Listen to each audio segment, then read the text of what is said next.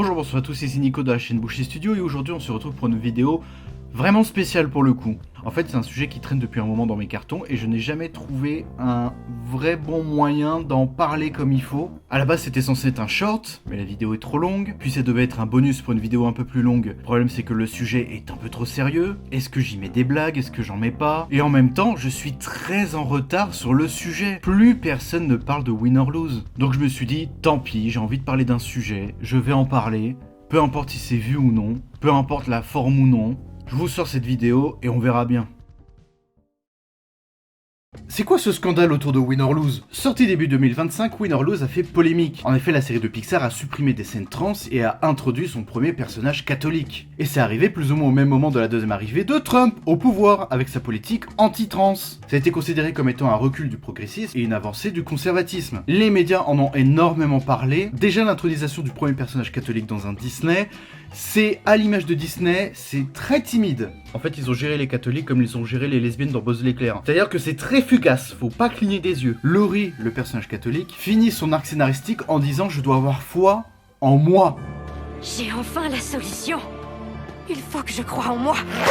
Et en soi, ça ne me dérange pas. Disney a le droit de représenter qui il veut dans ses productions. Et d'ailleurs, ce thème est assez raccord avec la série. Laurie est un personnage qui manque de confiance en elle et cherche de l'espoir là où elle en trouve. Auprès de sa famille, ses amis et la religion. Quand on regarde le making-of, on se rend compte qu'en fait, il n'y avait pas une volonté de réintroduire un personnage catholique dans les Disney. C'était plus une volonté de faire une métaphore pas claire.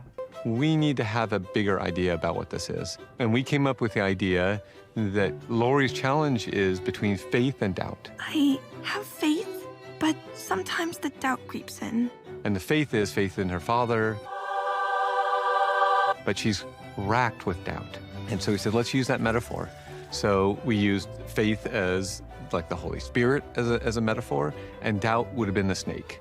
And so if you look in the final form of the blob monster, it's actually this coiled up around her like a giant snake.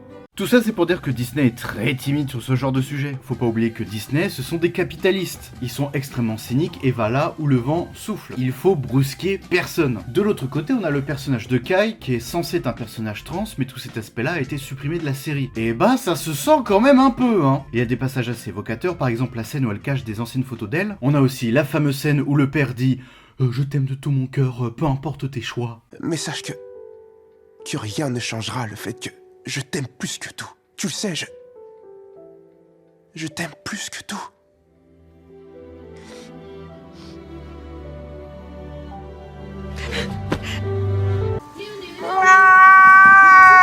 Sauf que le problème que j'ai avec cette scène, c'est que vu qu'ils ont retiré tout l'aspect trans, en fait, on dirait que son père est sur le point de pleurer parce que sa fille va se lancer dans le softball.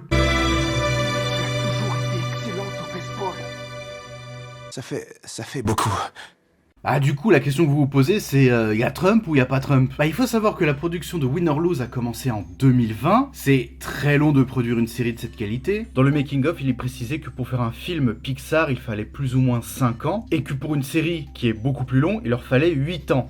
Et Disney est arrivé et leur a dit « Non, non, ça sera 4 ans ». Un leak de l'une des scènes trans a été diffusé sur internet, et on découvre que les designs ne sont pas du tout les designs définitifs que l'on voit dans la série, ce qui prouve que les scènes ont été retirées très tôt dans la production de l'œuvre. Je ne pense pas qu'ils se sont amusés à tout supprimer quelques mois avant la sortie de la série. Quoique la concurrence, Warner, ils ont tendance à faire un peu la même chose. Bah alors pourquoi les scènes ont été retirées? Je n'ai rien trouvé de concluant sur internet. Dans le making of, on n'en parle même pas. Ils ont trouvé 2-3 minutes pour parler des arbres, mais alors quelques secondes pour Kai.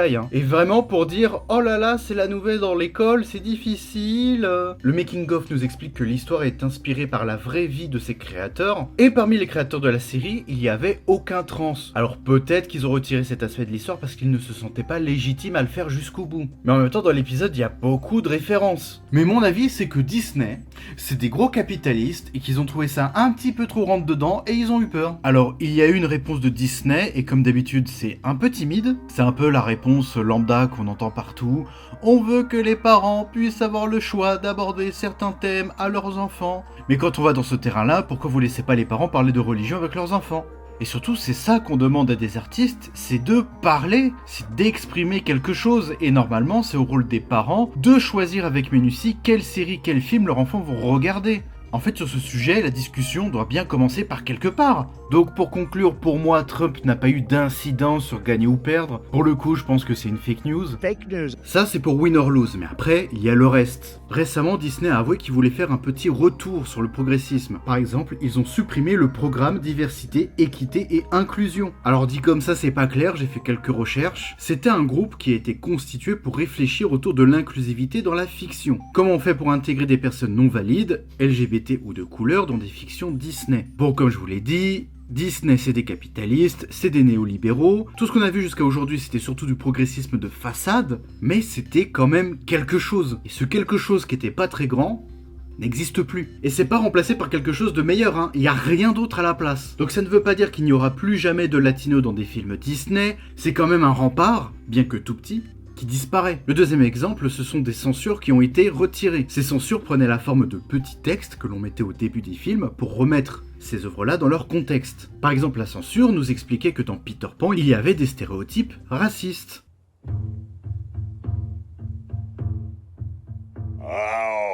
Et qu'il fallait avoir du recul en regardant le film. Et bien maintenant, ces textes-là, ils n'existent plus. Alors certes, comme dit tout à l'heure, c'était pas grand-chose, mais au moins c'était là. Et moi je suis 100% d'accord, il ne faut pas supprimer des films, il ne faut pas les cancel, mais un petit texte au début c'est très efficace pour mettre les choses dans leur contexte. Et d'ailleurs c'est un effort qu'on devrait tous et toutes faire au quotidien. Dès qu'on va voir un film, s'informer un tout petit peu sur le réalisateur et les thèmes que vont aborder le film. Mais ça, j'avoue, je devrais le faire tout le temps, je le fais pas tout le temps, parce que c'est chiant.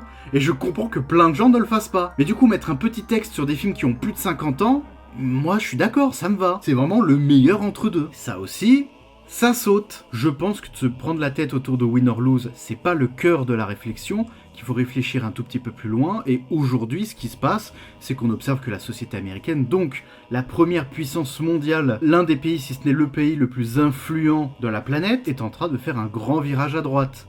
J'avais envie de faire cette vidéo pour poser un point là, et pour que moi je puisse revenir peut-être quelques années plus tard pour voir comment la société a changé. À cause de toutes les polémiques racistes et homophobes et l'arrivée au pouvoir de Trump, Disney a pris une décision en tant que grand capitaliste. Ils iront toujours là où le vent souffle. Bon après il y a une question parallèle, c'est est-ce que Disney est woke ?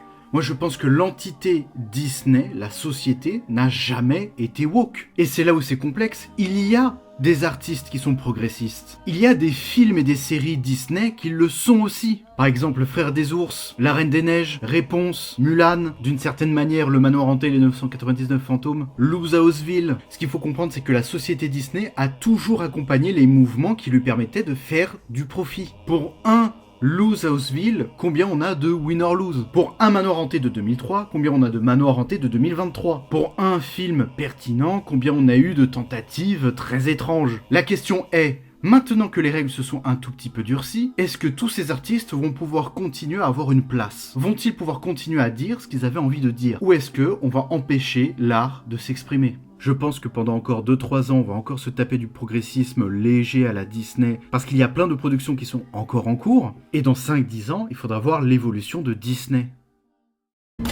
T'es gay, toi.